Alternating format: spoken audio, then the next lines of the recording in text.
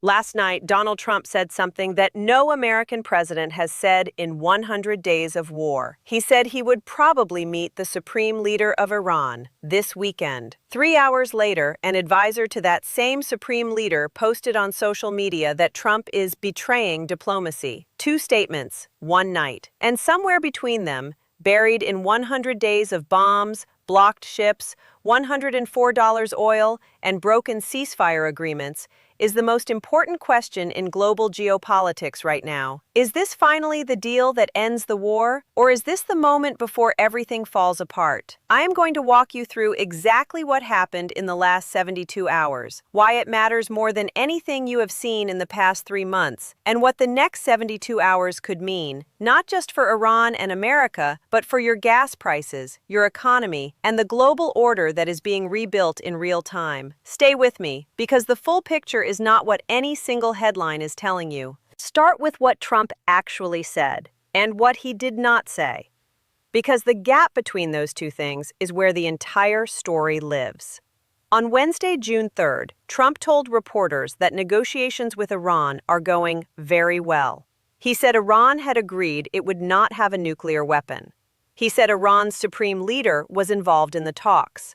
And then he said the words that sent every foreign ministry and oil trader scrambling.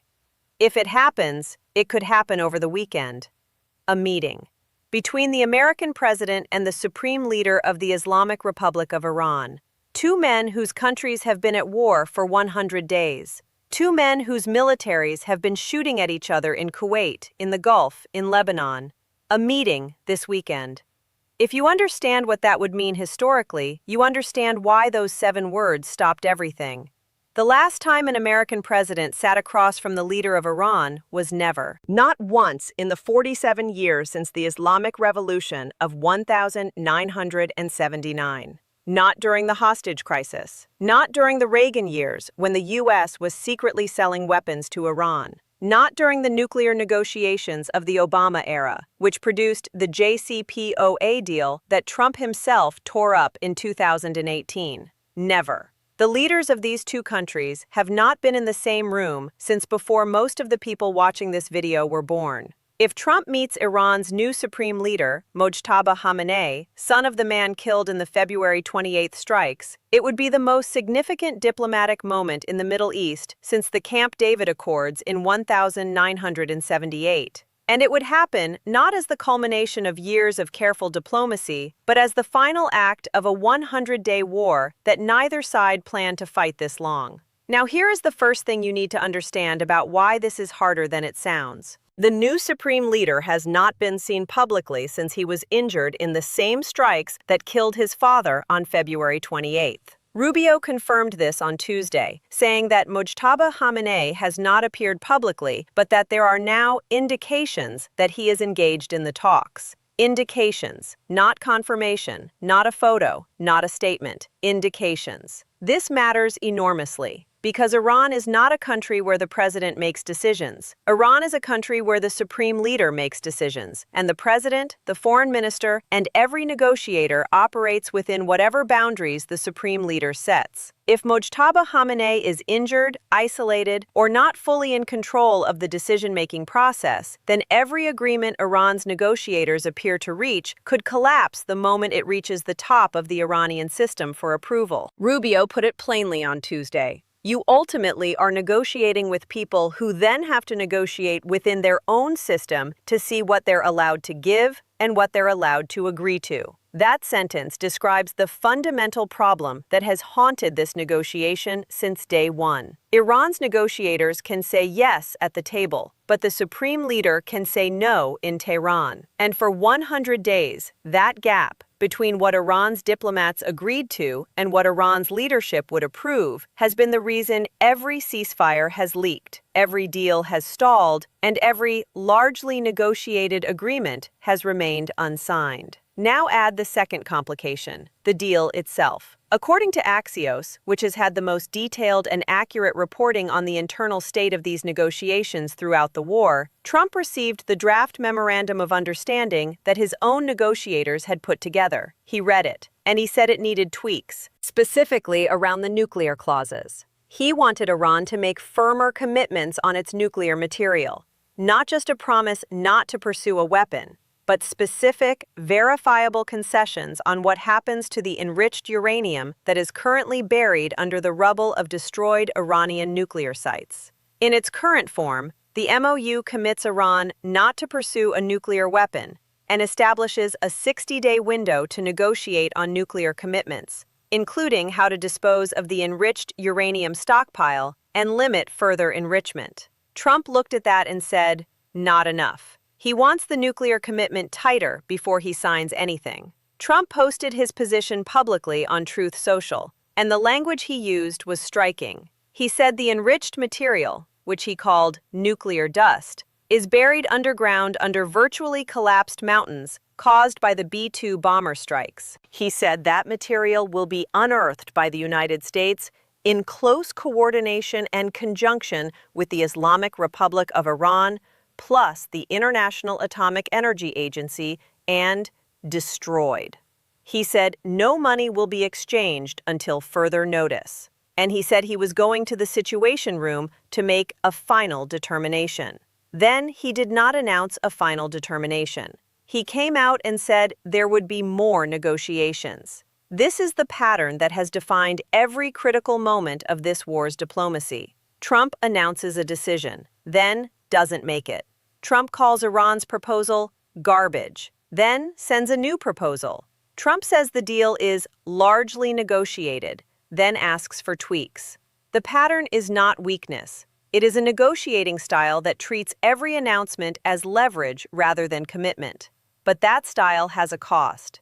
It has trained both sides and global markets to discount Trump's statements until a piece of paper is actually signed. Now look at Iran's side of this. Because the statement from Mohsen Rezai is not just rhetoric, it is a window into a genuine internal fracture inside Tehran that has not been fully reported. Rezai is an advisor to the supreme leader. He is hardline. He is the voice of the Revolutionary Guard faction that believes Iran should never have entered these negotiations in the first place, that the correct response to the American attack was not diplomacy, but sustained military resistance until the United States paid an unacceptable cost. When he posts on social media that Trump is betraying diplomacy and continuing the naval blockade while making excessive demands, he is not speaking randomly. He is staking out a position inside the Iranian system. He is telling the new supreme leader, who is still injured, still establishing his authority,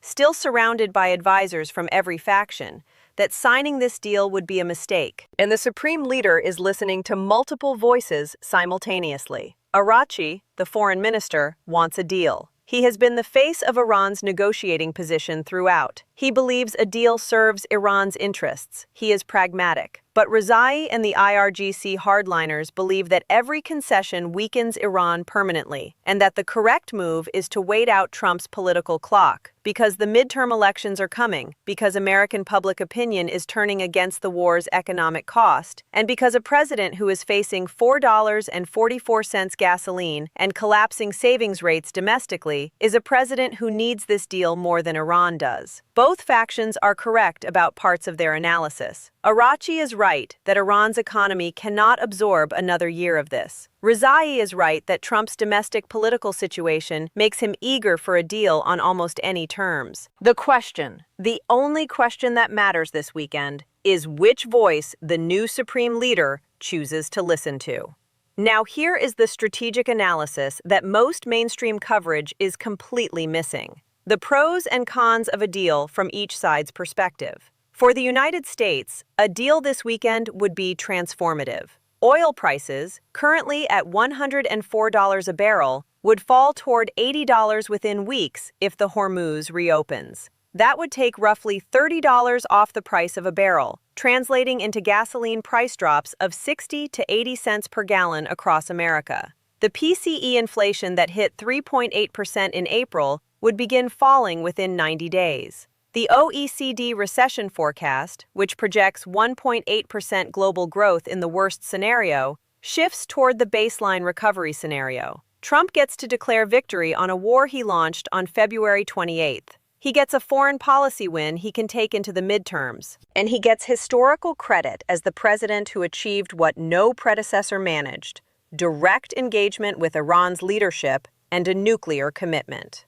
The cons for the U.S. are equally real. If the deal gives Iran anything short of complete nuclear disarmament, the Republican base and Netanyahu will call it Obama 2.0. Every senator who voted for the War Powers Resolution to end the conflict will say Trump surrendered. And the 60-day window in the MOU, within which the hard questions of sanctions relief, frozen assets, Lebanon, and permanent nuclear constraints must be resolved, is not a deal. It is a pause in the argument about whether a deal is possible. For Iran, the calculus is different. A deal stops the naval blockade that has strangled Iran's oil exports. It unfreezes some assets. It provides sanctions waivers. It gives the new supreme leader a way to establish his authority by ending a war that his father started, or that America started, depending on who you ask. And it demonstrates to the Iranian public that the regime can negotiate from a position of strength rather than capitulation.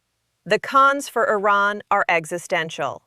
Any commitment on nuclear enrichment is a permanent constraint on what Iran's leaders consider their sovereign right. The enriched uranium buried under destroyed facilities, material that represents years of scientific work, would be unearthed by American and IAEA personnel and destroyed on Iranian soil. That is a humiliation that hardliners will weaponize against whatever leadership signs it. And the 60-day negotiating window that follows the MOU will be the most difficult diplomatic negotiation of the decade, because it is where the permanent terms get set, and Iran's leverage in that window is lower than it is right now, before anything is signed. Here is the bottom line. Both sides want a deal.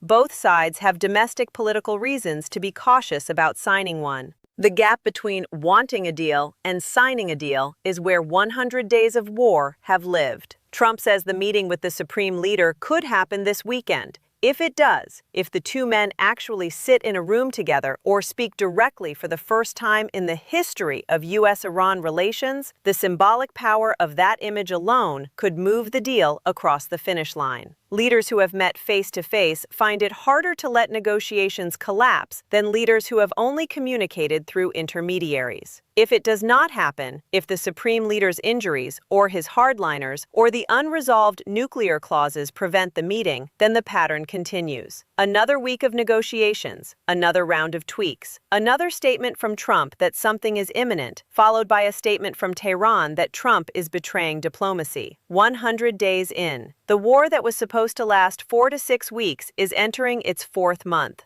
The OECD has warned of global recession. Americans are burning their savings. Iran's economy is under historic pressure. And two men, one in Washington, one in Tehran, may be days away from a conversation that changes everything. Or they may not meet at all. And the bombs, and the blocked ships, and the $104 oil, and the waiting, the endless, expensive, dangerous waiting continues. This weekend, we find out which one.